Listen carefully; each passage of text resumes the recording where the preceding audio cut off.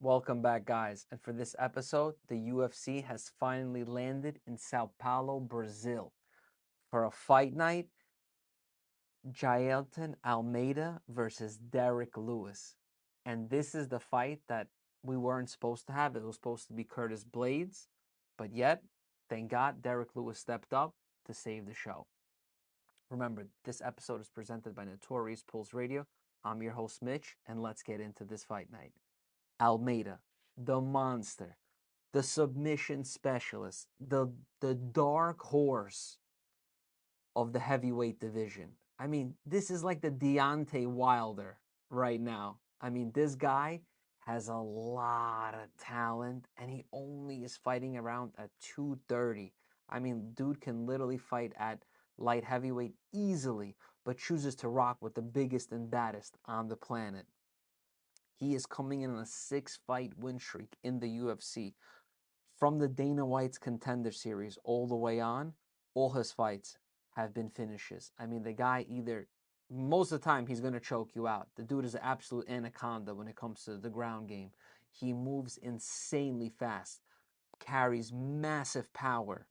So, nonetheless, they got to keep putting bigger and badder guys in front of him for him to work his way up to a title shot.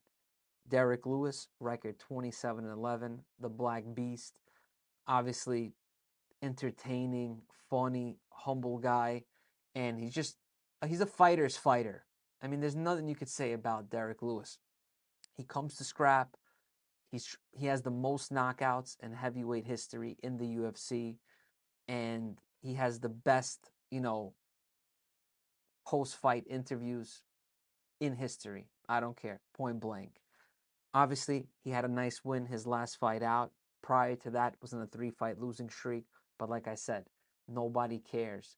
Derrick Lewis, one punch, one knockout, he's back on top. I mean, when it comes to swinging momentum, no one does it better than the Black Beast.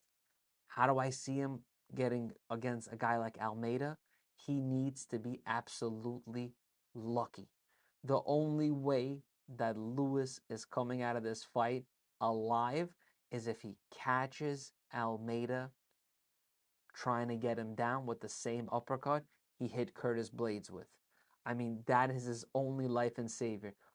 Once Almeida brings Derrick Lewis to the ground, this fight is shortly done after. There is nothing that Lewis is going to be able to do to stop Almeida's pressure and relentlessness and submission attempts. I mean, this fight is safe to say it is not going to leave the first round, and putting Almeida by submission is it's not even a gamble. It's a safe bet, in my opinion, and that's how much charisma and faith that I have in Almeida's talent. I mean, every time I watch this guy, he's an absolute freak. And he's getting better and better and better. And I'm happy that the UFC has made this colossal card in Brazil and gave him the main event. I think it's an absolute homage for him and the country of Brazil to watch their rising upcoming heavyweight star. The co-main event is another action-packed fight, and you have Gabriel Bonfim. Obviously, there's two brothers, both are on this card, but this Bonfim brother is just insanely good. He's going against Nicholas Dalby, and Bonfim is on a 3-fight winning streak. He's 15-0. He's undefeated. He has one of the most wicked guillotine finishes that I've ever seen. I mean, the dude is so powerful. And the thing about the guillotine, when you don't get it and you give it your all, you literally can gas out your arms. And it's a similar situation if you remember the fight with Dustin Poirier and Khabib. Essentially, Khabib gave Dustin the guillotine. Dustin wasn't able to finish. And after Khabib was able to come out, and then he was able to do the RNC to Dustin Poirier. So it's one of those moves where he can either make you or break you because the risk of gassing out your arms is likely. Guys train to get out of the guillotine. Nicholas Dalby is a great veteran for Bonfim. Bonfim is still early on in his career, but I do believe the matchmakers are positioning him correctly. Dalby is no slouch. He's on a 3-fight win streak himself, and his last win was very impressive against, the ultra talented Muslim Sadikov. I mean, Dalby's a great vet. He's seen a lot. He has a big record of 22-4, and I think this is going to be a great test for Bonfim. Bonfim goes out, submits Dalby, which I almost positive which will happen, especially they're fighting in Brazil. The energy is going to be explosive. I mean, you got some of Brazil's top talent all on one card, so it's crazy hometown advantage for them. And I do respect a lot of these guys going into the enemy territory to represent for their countries also. I do have Bonfim taking this fight though. I mean, the kid's an absolute terror, super big for welterweight also, and just insanely talented. I mean, there's so much more I still want to see of him, so I'm very excited that he got this co-main event slot. The next match, like I said, we're in Brazil. This whole card is stacked with Brazilians, of course, and you have Rodrigo Nascimento at heavyweight going against Dontel Mays. I mean, I'm not necessarily super excited about this fight. Rodrigo already beat Mays before. He beat him by rear naked choke, but nonetheless, I'm happy that we do have a nice little main event fight. Dontel Mays is a banger. He loves to fight. He's coming off a nice win over against the former heavyweight champion, Andrei Arlovsky.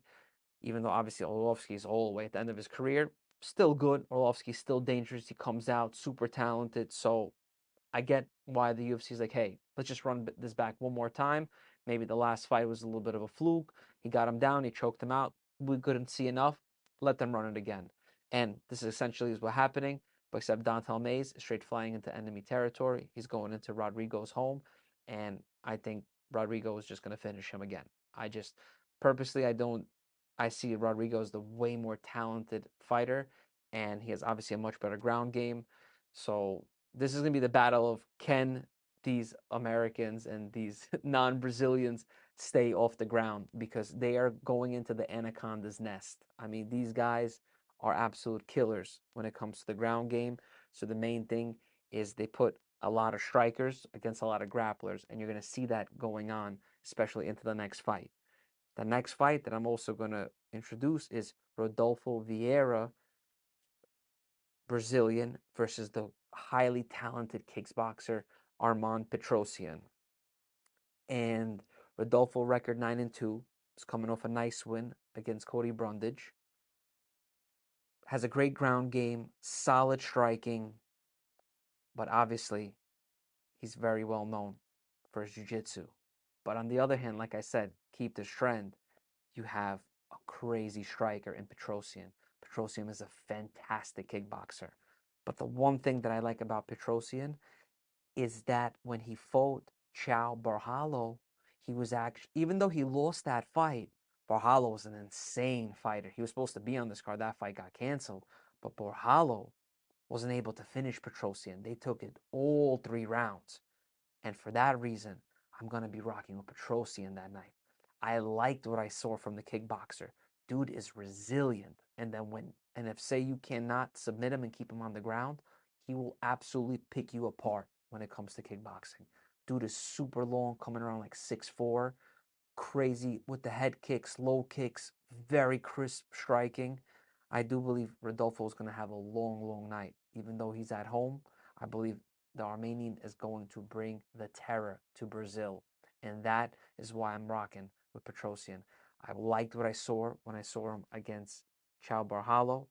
I believe Chao Borralho is better than Rodolfo Vieira. And for that reason, I believe Armand is only getting better when it comes to his grappling defense. And I believe he will pick apart Vieira when it comes to the stand-up. And the opening fight of this stacked Brazilian card is obviously the other Bonfim brother, and that's Ismael Bonfim, and he's going against Vince Pichel. Even though Vince Pichel is at 40 years old, the dude is dangerous and talented. Both of these guys are coming off losses in their last fight. Obviously, Bonfim lost to Benoit Saint Denis, who's got a massive fight coming up against Matt Frevola in Madison Square Garden. Prior to that, he had a crazy flying knee against Terrence McKinney, and he obviously, like him and his brother, they both came from the Contender Series. Vince Pichel, old school, straight legend. He's on the Ultimate Fighter 16. has picked up some big wins against Jim Miller, Austin Hubbard. Obviously, his last loss was to Mark Madsen, also a very talented lightweight. The way I see this fight going, like I said, I think both brothers, I think they're a lock when it comes to Saturday night. I believe them fighting in Brazil, it just gives them that much more energy and that much more just freedom. It's like fighting in your own backyard. It's huge. I mean, having that home court advantage is everything. And I believe that all the Brazilians are essentially a lock except Rodolfo. And those are my predictions for Saturday night. Guys, remember, the best way to support us, super easy. Like, follow, and subscribe us on YouTube. Check us out on all social media platforms. And remember, if you like our merchandise, you can check us out at notoriouspulls.com. Enjoy Saturday night. Your host, Mitch. See you soon.